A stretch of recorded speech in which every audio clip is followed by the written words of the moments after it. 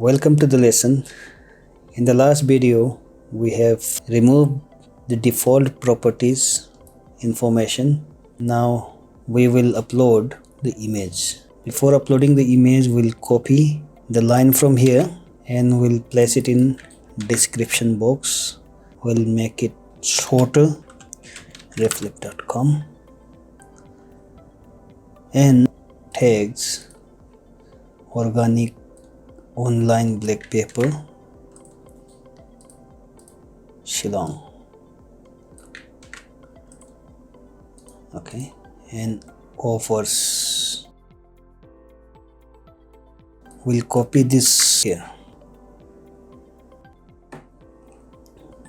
Okay, so now image is ready. We'll set a featured image, the image which we have designed using Canva, and we'll put the alt text. The description in this image alt text should be same for better SEO performance.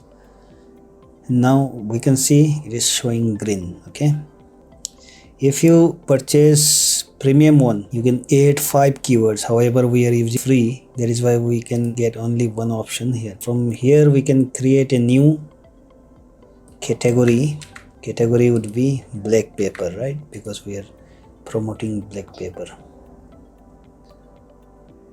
Categories, okay. And blog. Image, will add it to once more here.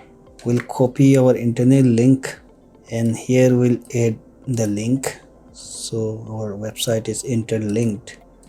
Okay, it's always a good idea to add outbound link, external link. If you don't have any external link, you can view your Facebook page or YouTube channel or whatever similar websites linking.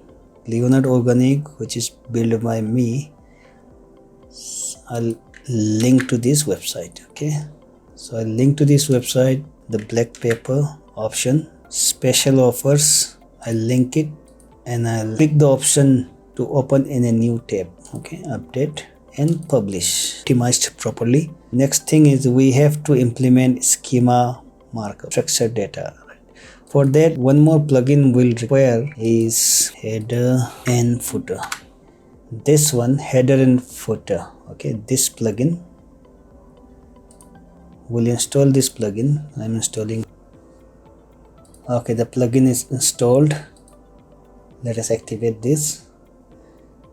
Okay, in the next video, we'll learn how to implement the schema markup using the header and footer plugin. See you in the next video.